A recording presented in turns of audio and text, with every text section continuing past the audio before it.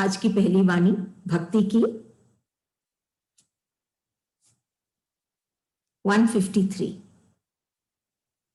तू कौन याद कर, दया क्यों चाहता है, याद भुलाई दया का पात्र बना। निम्न भावों से, निकृष्ट भावों से, अभाव से, संकीर्ण भावों से गुरुदेव हमको इस वाणी में उठाना चाहते हैं। ऐसे भावों से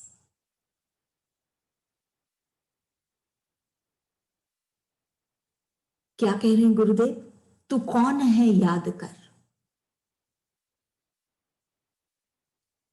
तू तो वो हीरा है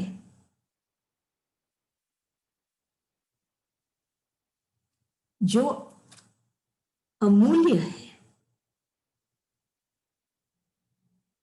जिसमें अलग एक आभा है और बहुमूल्य है। तू दया क्यों चाहता है? वो अलग बात है कि अगर वो हीरा इतनी कीमती है, लेकिन जब तक वो ज्वेलर, वो जौहरी उसकी कीमत नहीं लगाता, तब तक तो वो पत्थर है। उसकी कीमत लगाने के बाद ही हमें पता चलता है कि ये पत्थर तो बहुत कीमती है। अनफॉर्चुनेटली हम अपने आप को वो पत्थर ही समझ के रह गए। क्यों? क्योंकि हम किसी जौहरी के पास गए ही नहीं जो हमारी कीमत लगा सके, जो हमको जान सके, जो हमारा मूल्य लगा सके, जो हमारा भाव कर सके। लेकिन भक्ति की राहों पर वो अब अपने इष्ट के पास पहुंचा है। उसके हृदय में एक उसका इष्ट बस गया है। तब वो इष्ट उसको उलट के यही कहता है, प्रभु उससे कह रहे हैं कि तू कौन है, तू याद कर। इतना समय बीत गया है, कितने जीवन बीत गए हैं, कितना समय बीत गया है। इसीलिए शायद वो भक्त भूल गया है कि वो कौन है। और विडंबना की ये बात है कि समय जैसे जैसे बढ़ता है, वैसे वैसे वो चाकोल हीरा बनता है, वो कोयला हीरा बनता है। लेकिन आखिर में उसको उस जौहरी के पास पहुंचना पड़ता है, तब उसकी कीमत है। गुरुदेव कहते हैं, तुम कौन हो, याद कर, दया क्यों चाहता है। तू अपने आप को दीनहीन क्यों मानता है, तुमको दया क्यों चाहिए। तुम्हारे पास खुद के पास सब कुछ है, दया तुम चाहते हो। उलट के गुरुदेव ये कहते हैं कि तुम्हारे में तो इतनी शक्ति है कि तुम औरों पर दया कर सकते हो, तुम औरों को दे सकते हो जो वो चाहते हैं। हम दया चाहते हैं, मतलब हम चाहते हैं कुछ कि हमको हमारा इष्ट दे, क्योंकि भक्ति की बात है, वो अपने प्रभु से मांगता है, प्रभु से चाहता है। लेकिन उलट के प्रभु क्या कहते हैं कि तुम क्यों चाहते हो, तुम दीन नहीं हो, सब कुछ है तुम्हारे पास, तुम उस पूर्ण से ही उत्पन्न हुए हो और खुद पूर्ण हो, उस ईश्वर के अंश हो, उस परमात्मा का अंश हो, वो आत्मा है तुझ में। जो पूर्ण है, जिसको कभी कोई जला नहीं सकता, कोई हानि नहीं पहुंचा सकता, गला नहीं सकता, अजर है, अमर है, आत्मा को कहा जाता है। तुम वो हो, तो तुम दया क्यों चाहते हो? तुम क्यों अपने आप को अभाव ग्रसित समझते हो और क्यों तुम कुछ चाहते हो? सब कुछ है तुम्हारे पास, लेकिन क्यों? इसका उत्तर भी इस वाणी में है। याद बुलाई दया का पात्र बना। क्यों? क्योंकि हमने अपने इष्ट को याद नहीं किया, हम भूल गए हैं उसको। हम प्रभु के पास पहुंचे नहीं जो हमारी कीमत लगा सके, जो हमारी शक्ति है, जो हमारा भाव है, वो हमको दिखा सके, हमको अनुभव करा सके। हम उस इष्ट तक पहुंचे नहीं, हम उसको भूल गए और हम उन चीजों में हम घुल मिल गए हैं जो हमको अपनी शक्ति को छीन कर देते हैं, हमको और बिखेर देते हैं और हमारी कीमत नहीं लगा पाते।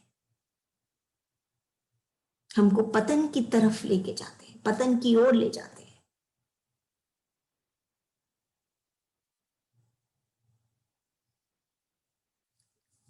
याद भुलाई दया का पात्र बना, क्योंकि तुमने अपने इष्ट को भुला बैठे हो तुम, इसीलिए तुम दया का पात्र बने, इसीलिए तुम्हारे में ये बात है कि तुम दया चाहते हो।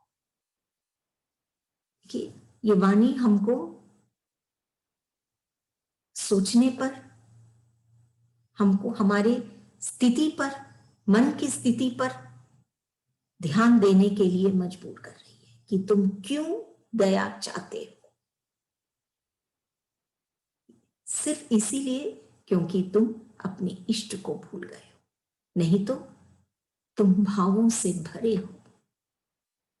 ताकत तुम्हारे भीतर सब तरह की, सब अनमोल तुम्हारा जीवन है, जन्म है और तुम हो, और फिर भी तुम दया का पात्र बन रहे हो। तुम्हारे में तो इतना सब कुछ है कि तुम जो भटक गए हैं या जो चाहते हैं तुम उन पर दया कर सकते हो। लेकिन हम तो, ये भक्त तो खुद दया चाहता है, सिर्फ इष्ट को याद करने मात्र से, इष्ट के हो जाने मात्र से, इष्ट को अनुभव करने मात्र से हम इस निम्न स्थिति से उठ जाते हैं और उस ऊंचाई तक हम पहुंच जाते हैं। हमको सिर्फ अपने इष्ट को याद करनी है, उनकी कृपा हम चाहते हैं। कृपा वो कब करते हैं?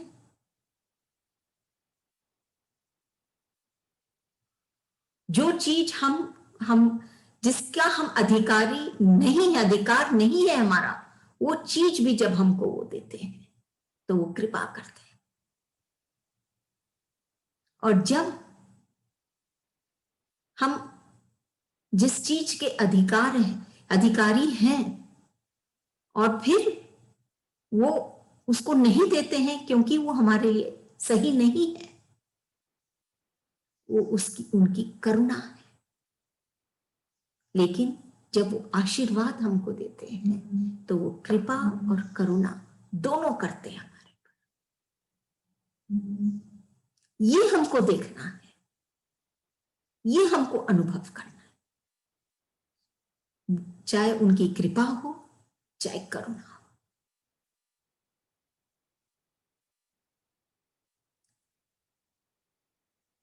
सबसे अहम है हम उनका आशीर्वाद पाए, और वो तभी होगा जब हम उनको याद करेंगे, उनके पास जाएंगे, भीतर से उनको याद करेंगे, ध्याएंगे, तो हम उनका आशीर्वाद पाएंगे, तो हम दया का पात्र नहीं बनेंगे।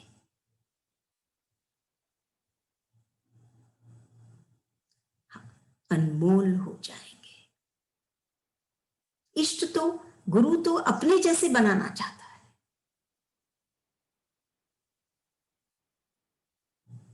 वैसे ही वो हमको बना देंगे, उनको हम याद करें। अगली वाणी है 154। दर्शन दे अभी दर्शन दे, अब तो दर्शन दे, मन हर्षण दे, दे दे दिल दे, अरमान दे, अभिमान दे, प्राणों का भान दे, दे दे दे। इस वाणी में हम देखते हैं गुरुदेव कितनी बार दे का इस्तेमाल करते हैं। तू दे, दर्शन दे, अभी दर्शन दे। वो भक्त क्या चाहता है अपने इष्ट से? दर्शन दे। लेकिन जब तक वो तरसेगा नहीं, तब तक वो इष्ट को पाएगा नहीं। एक बात याद आ रही है, मस्ती इतनी सस्ती नहीं।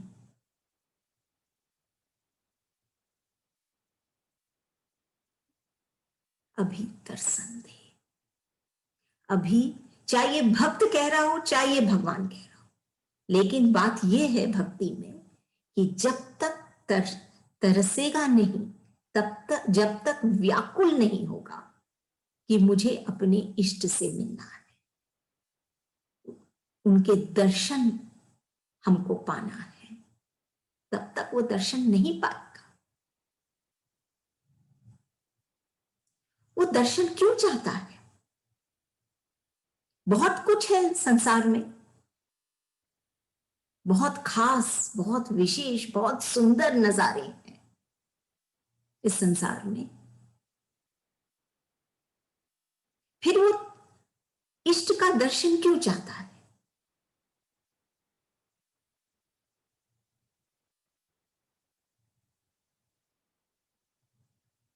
जैसे एक मनुष्य या एक प्राणी कहता है कि तू मुझे नजर ही नहीं आता इस संसार में, और एक भक्त कहता है कि तुझसे अलावा मुझे और कुछ नजर ही नहीं आता। कितना फर्क हो गया एक भक्त में और एक अन्य मनुष्य में।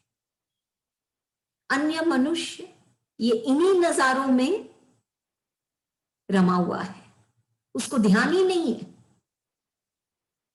कि उसको इष्ट को पाना है या इष्ट को देखना है, इष्ट के दर्शन करना है, क्योंकि ये अनुभव उसने किया ही नहीं है।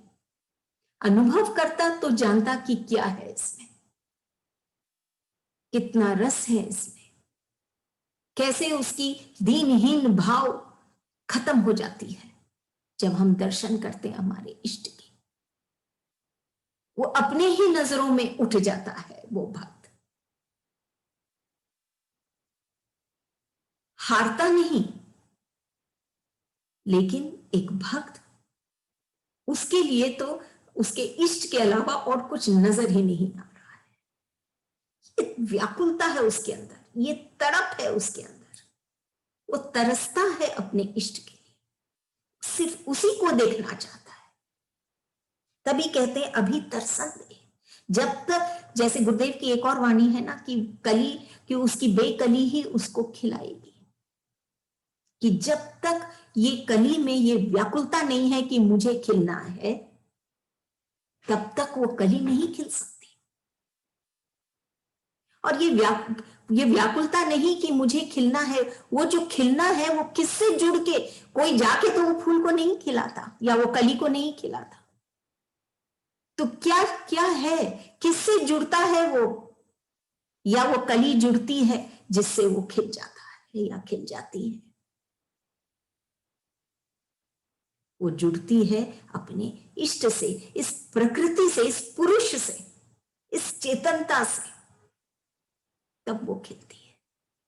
उस शक्ति से, उस सत्य से, उस सता से तब वो खिलती है। नहीं तो कौन खिलाती है उस कली को? ये बेकली ही उसे खिलाती है। बेकली कैसे आई उसके अंदर? किसके लिए आई? अपने इष्ट के लिए।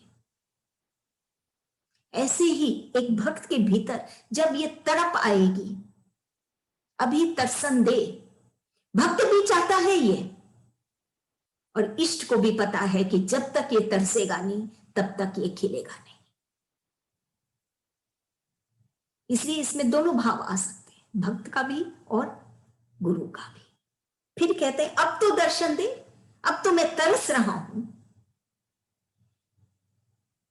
मैं व्याकुल हूं, क्योंकि मेरे को पता है सिर्फ जब मैं अपने इष्ट के दर्शन करूंगा तब जाके मुझे शांति मिलेगी, तब जाके मैं खिलूंगा, तब जाके मेरे भीतर का ये अभाव मिटेगा।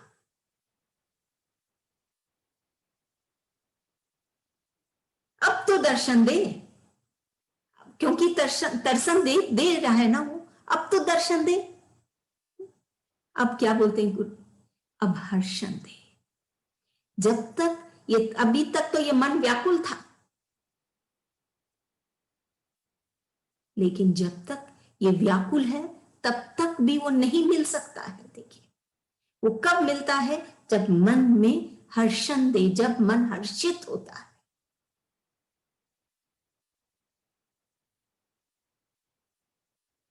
दे दे, दिल दे, अरमान दे, अभिमान दे, प्राणों का भान दे। ये सब चीज देना है हमको, भक्ति की बात है ये।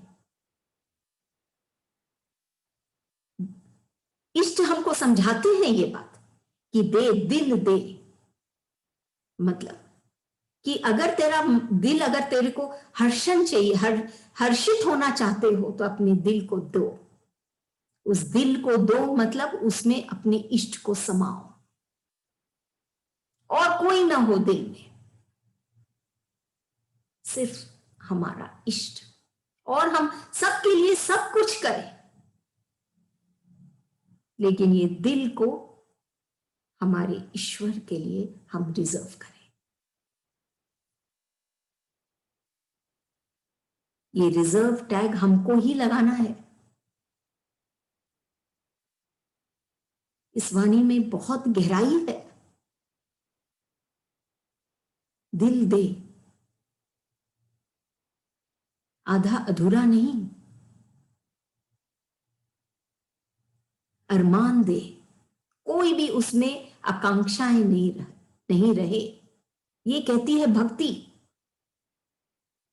और कोई इच्छाएं नहीं रहे, क्योंकि अगर वो रहेंगे तो हम अपने इष्ट से दूर हो जाएंगे, हम उसमें रमने लग जाएंगे। कोई भी अरमान, यही अरमान हो कि हमको हमारे इष्ट से मिलना है। इस संसार में रहते हुए हमको कमल के जैसे खिलना है, ऊपर उठना है। जिसको देखकर सब आनंदित होते हैं, वो बहुत सुंदर है, वो अपने आप में पूर्ण है, प्रकाश में वो खिलता है। उसकी बात ही कुछ और है, और उस पर माया विराजती है। वो बेस है, ये खिलना बेस है। जब तक हम हंसना नहीं जानेंगे, सच्ची हंसी, तब तक हम इस संसार में नहीं खेल पाएंगे, नहीं खिल पाएंगे। अरमान दे, अभिमान दे, हमारे हृदय से कोई भी तरह में कोई तरह का अभिमान, अहंकार न हो।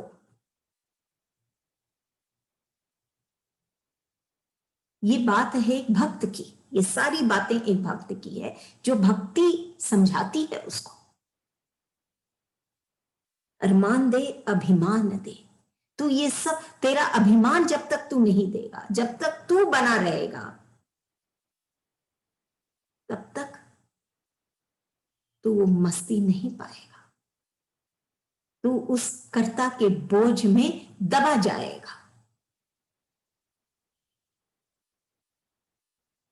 जो आदमी पॉजिटिव सोचता है, पॉजिटिव सोचता है, आजकल जैसे सुनते हैं थिंक पॉजिटिव, पॉजिटिव सोचता है का मतलब जो अपने इष्ट के साथ जुड़ा है, सिर्फ वही पॉजिटिव सोच सकता है। जिसको अपने भीतर की शक्ति का एहसास है, वही पॉजिटिव सोच सकता है।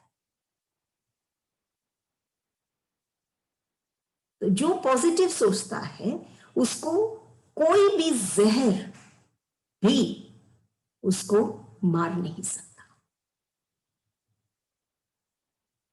और जो नेगेटिव सोचता है, मतलब जो भीतर से बिखरा हुआ है, जिसके भीतर में बहुत शोरगुल है, शांति नहीं है, शक्ति का एहसास नहीं है,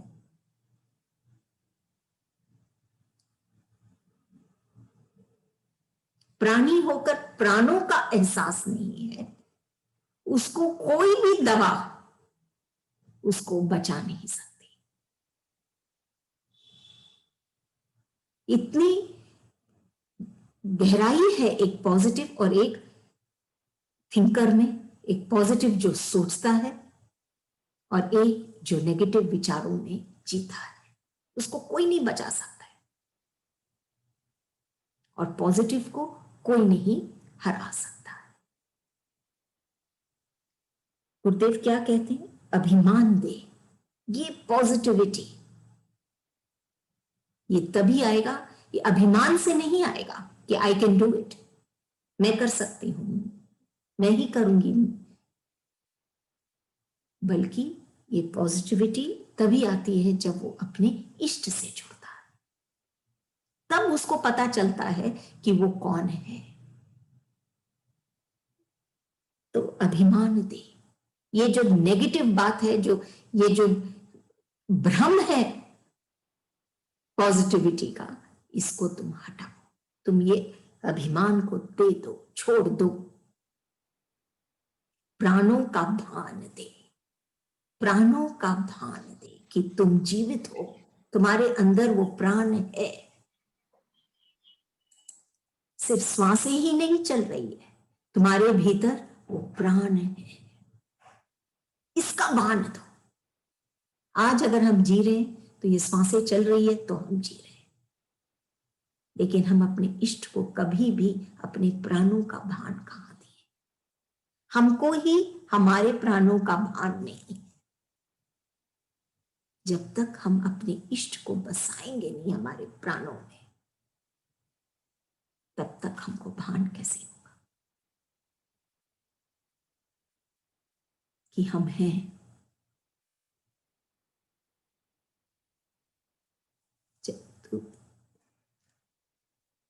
तब गुरुदेव कहते हैं दर्शन दे, अभी दर्शन दे, अब तो दर्शन दे, मन हर्षण दे। दे दे दे दे, दिल दे, अरमान दे, अभिमान दे, प्राणों का भान दे। बिना दिए हम कुछ पाएंगे नहीं।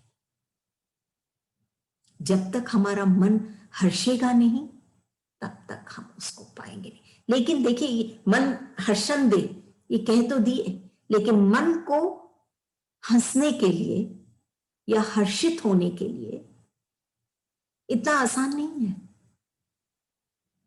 उसके लिए उसको अपना सब कुछ, ये जो बातें हैं ना, अभिमान, अरमान, ये सब कुछ से उसको मुक्त होना पड़ेगा। तब जाके उसका मन हर्षेगा, या फिर सिर्फ अपने इष्ट से जुड़ जाना पड़ेगा। फिर इष्ट खुद करेंगे, वो सब कुछ ले लेंगे जो निरर्थक है। जो कुछ निरर्थक है वो लेके हमको वो सब कुछ दे देंगे जो हमारे लिए सार्थक है, जो हमको खिलने का रास्ता दिखा सकती है। तो इस वाणी में एक भक्त की यह स्थिति है कि वो अपने इष्ट के दर्शन करना चाहते हैं। तब उसमें उसको समझाया गया है कि अगर इष्ट के दर्शन चाहिए तो तुम पहले व्याकुलता पैदा हो, तुम्हारे अंदर है व्याकुलता, तो फिर मन को भी हर्षित करो। उसके पीछे एक के साथ मन हर्षित करने के पीछे बहुत चीज आ जाती है।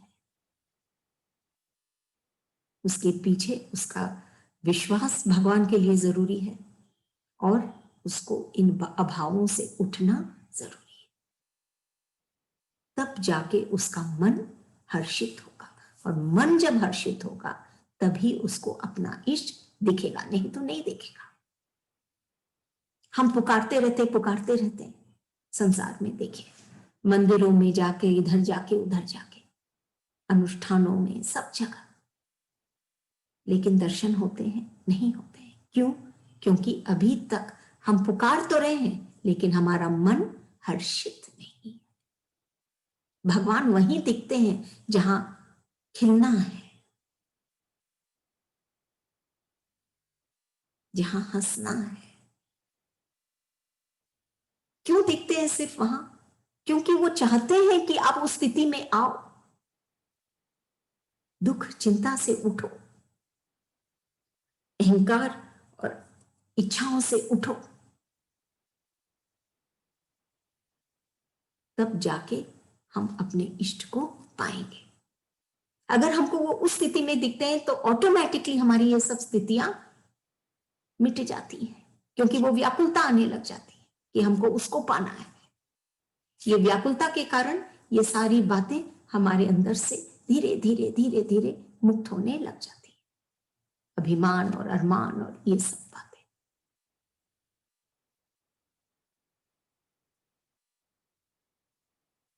तो दर्शन पाना इतना आसान नहीं। हमको हमारे मन में मस्ती होनी चाहिए, आनंद होना चाहिए,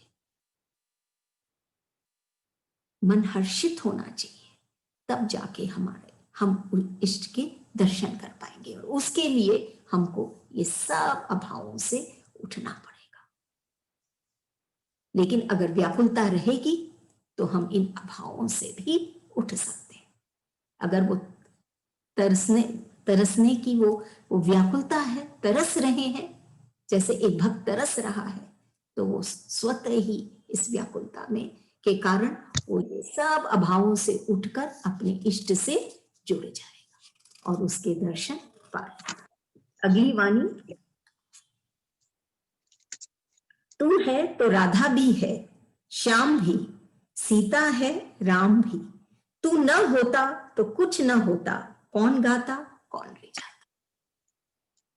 सब कुछ है संसार में, राम है, सीता है, हम सब की बातें सुनते हैं, भगवान है, राम सीता कौन? कृष्ण, ईश्वर, सब कोई है इस संसार में, राधा श्याम सब कोई है।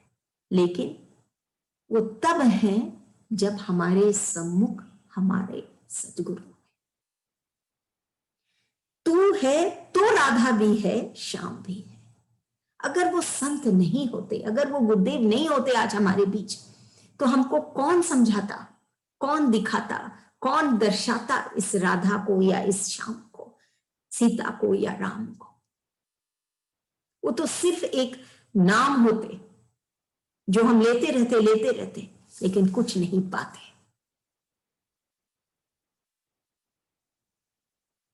ये तो गलत सौदा हो जाता। जो अधिकतर हम ये गलती कर ही रहे हैं, सिर्फ नाम ले रहे हैं लेकिन उनके भावों में, उनमें हम नहीं रम रहे। जब तक हमको कोई गुरु नहीं मिलता या हमारे गुरुदेव हमको समझा रहे हैं, वो भक्त को अब ये बात समझ में आई है, जब वो अब उस संत के पास बैठता है तब वो उसके मन में ये बात आती है कि तू है तो राधा भी है, श्याम भी, सीता भी है और राम भी। तो ये सिर्फ नाम नहीं, राधा के भाव, श्याम का आकर्षण, सीता की सहनशीलता और राम का हर एक में होना, ये सब चीज हम वो भक्त तभी महसूस किया जब वो संत ने उसको दर्शाया। तू ना होता तो कुछ ना होता, मैं ये आनंद ही नहीं पाता। मैं सिर्फ कृष्ण कृष्ण कहता जाता, लेकिन कृष्ण के आकर्षण में मैं नहीं रमता। उस राम में हम नहीं रमता जो कण कण में व्याप्त है, और राम है जो आराम दे सकता है। हम उस आराम में भी नहीं रम पाते। कुछ नहीं होता, कुछ ना होता, अगर तू ना होता तो कुछ ना होता, अगर वो संत नहीं होते तो कुछ नहीं होता। ये तो ऐसी बात है ना, बचपन में जैसे वो माँ उंगली पकड़ती है वो बच्चे की और दिखाती है आकाश की तरफ और बोलती है कि देखो वो है चंदा मामा। बीच में एक गाछ भी आ जाता है या कोई पेड़, तो बोलती है नहीं इस तरफ से देखो, इधर से देखो, ये बीच में जो जगह है इधर से देखो, दिखेगा, वो है चंदा मामा। ऐसे ही हमारे गुरुदेव हमारी उंगली पकड़ के, चाहे ऊंची नीची रास्ते हो या जो भी हो, कठिनाई हो, प्रतिकूल हो, अनुकूल हो, जो भी परिस्थितियां हो हमारे जीवन की, वो हम हमारी उंगली पकड़ के हमको दिखाते हैं, लेके चलते हैं राधा और कृष्ण, राम और सीता की ओर। और हम फिर अनुभव करते हैं कि ये सिर्फ ईश्वर सिर्फ नाम नहीं, ये हमारे भीतर की प्रसन्नता है। कृष्ण को हम जानने लग जाते हैं, रमने लग जाते हैं, तो हम सिर्फ आनंद से भर जाते हैं। राम को अगर हम जानने लग जाते हैं तो हमको, हमारे भीतर हमको बहुत शांति मिलती है, आराम मिलता है। सीता से भी यही बात है। कौन गाता कौन रिझाता, तू ना होता कुछ ना होता, कौन गाता कौन रिझाता। ये जो मेरे भीतर में भी जो गा रहा है, अपने इष्ट को पुकार रहा है, गा रहा है, इष्ट को पुकार रहा है, भगवान ईश्वर को जो पुकार रहा है, हम ये भक्त जो पुकार रहा है अपने ईश्वर को, ये कौन होता, क्या होता, कौन गाता है, कौन गाता अगर तू ना होता तो। अगर वो संत हमारे में नहीं होते, अगर हम नहीं जुड़ते उस संत से, तो क्या हम ये गा पाते, ईश्वर को बुला पाते। कौन रिझाता, कौन रिझा पाता वो ईश्वर को। हमारे में तो वो शक्ति थी नहीं, थी लेकिन एहसास नहीं था। अब जब हम संत के की गोद में बैठते हैं, चरणों में बैठते हैं, तो हमको एहसास होता है, तब जाके हम गा पाते हैं या रिझा पाते हैं अपने इष्ट को, नहीं तो नहीं। अगर हमको बेस्ट होना है हमारे जीवन में, तो हमारे में वो ताकत होनी चाहिए कि हम वर्स्ट को भी चैलेंज कर पाए। और इसके लिए हमको सिर्फ और सिर्फ एक संत, एक गुरु की आवश्यकता है। गुरुदेव हैं जो हमको बेस्ट बना सकते हैं। बोलते ना कौन गाता और कौन, हम तो होते ही नहीं, वो भक्ति नहीं होता, वो तो एक अन्य प्राणी होता। लेकिन जब वो गुरुदेव की गोद में बैठा, तब उसको ये आभास हुआ, ईश्वर का आभास हुआ, तब वो गा पाया, ईश्वर को पुकार पाया और ईश्वर को रिझा पाया। नहीं तो कौन कर पाता। देखिए सिर्फ एक संत के जीवन में आने से कितना परिवर्तन आ गया। ईश्वर वही है और वो भक्त वही है, वही मनुष्य है, प्राणी है, लेकिन अब वो भक्त बन गया, सिर्फ एक गुरु के समक्ष बैठने, और फिर वो ईश्वर को रिझा पाया, ईश्वर के दर्शन पाया। और राधा कृष्ण, राम और सीता का होना तब जाके सार्थक होगा, नहीं तो सिर्फ एक कर्म होता, सिर्फ एक नाम लेना होता, लेकिन मिलता कुछ नहीं, अंत में हार ही होता। लेकिन तभी कहते हैं कौन गाता और कौन रह जाता। उसका पूरा जीवन ही बदल गया, उसका पूरा मूल्य ही बदल गया एक संत के आने से। और वो ईश्वर को, ऐसे तो इतना दूर लगता है, कौन है ईश्वर, कैसे हम पुकारेंगे, कैसे हम पाएंगे, लेकिन एक संत उसके लिए कितना आसान कर देता कि वो जान पाता है कि राम और सीता कौन है। वो उसके भीतर की ही ताकत है। जिस दिन वो शिकायत करना छोड़ देता है, उस दिन वो अपना रिजल्ट पाता है, नहीं तो शिकायतों में ही अपना जीवन गुजारता जाता है। और ये जो शिकायत से उठाता है वो है संत, क्योंकि वो हमको ईश्वर से जोड़ता है। एक बार राम आ गया जीवन में, मन में, कर्म में, विचारों में, फिर शिकायत नहीं रहती। ये हम देखते हैं हमारे गुरुदेव के जीवन में, ऐसा ही है। वो भी तो वो उस स्थिति में पहुंचे थे, तभी तो वो कहते हैं अपने इष्ट के लिए, अपने गुरु के लिए, कि तू नहीं होता तो कौन होता, मैं ही कौन होता जो रिझाता या गाता अपने ईश्वर को बुलाने। गुरु का स्थान बहुत महत्वपूर्ण है हमारे जीवन को, के भाव को बढ़ाने के लिए, कीमत बढ़ाने के लिए, हमारे ही नजरों में। अगली वाणी है 156, आराम ही आराम, काम का क्या काम, न चाम और न दाम, न शाम और न राम, आराम ही आराम।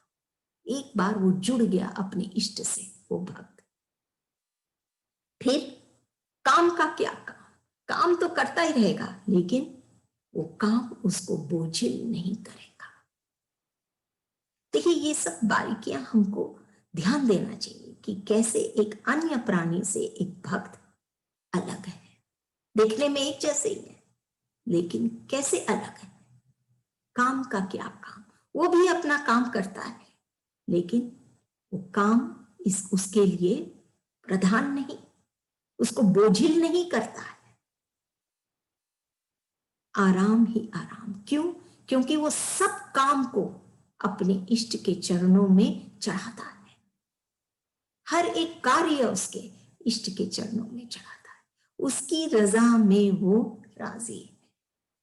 तब काम का क्या काम, न चाम और न दाम। चाम मतलब ये खाल, ये चमड़ी, ये तन,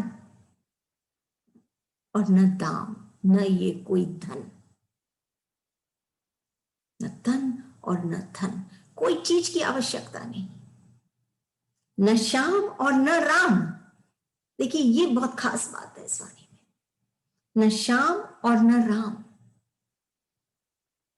हमको लगता है बिना श्याम और बिना राम के हम कैसे जिएंगे, कितनी आवश्यकता है इनकी, लेकिन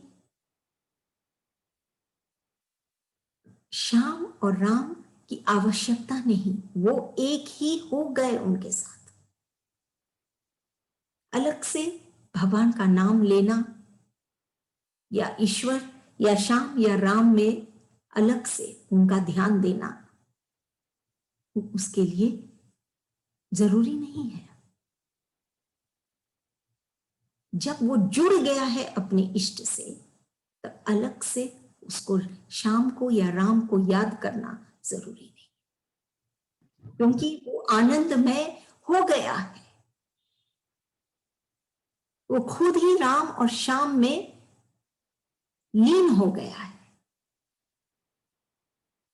जब तक हम पहुंचते नहीं है, तब तक हमको ये सब साधनों की आवश्यकता है। एक बार हम पहुंच गए अपने साध्य तक, जब नदी पहुंच गई उस सागर तक, फिर उसके लिए कोई युक्ति, इधर से निकलना उधर से निकलना, कोई आवश्यक नहीं। एक बार वो पहुंच गई, लीन हो गई, शांत हो गई, तो वो राम में और श्याम में हो गई है। तो अलग से राम और श्याम का कोई काम नहीं, आराम ही आराम। देखिए कि ऐसी स्थिति हो जाती है जब हम जुड़ जाते हैं, जो ईश्वर में हो जाता है। ये देवताओं से, इच्छाओं से, ये सब जो राम सबसे हम जो, इससे भी हम उठ के ऐसी एक स्थिति में पहुंच जाते हैं, जो हमेशा प्रसन्न रहता है भीतर से। वो कभी भी किसी को दुख नहीं दे सकता प्राय, लेकिन जो भीतर से दुखी है, जो भीतर से खुश नहीं है, चिंतित है हमेशा, वो किसी को प्रसन्न नहीं देख पाता। आम लोगों की यही बात है। इसीलिए हमको आराम पाने के लिए हमको हमारे इष्ट से, गुरु से, संत के से जुड़ना होगा। वो हमको ईश्वर में बना देते, फिर अलग से राम और कृष्ण का भी कोई काम नहीं।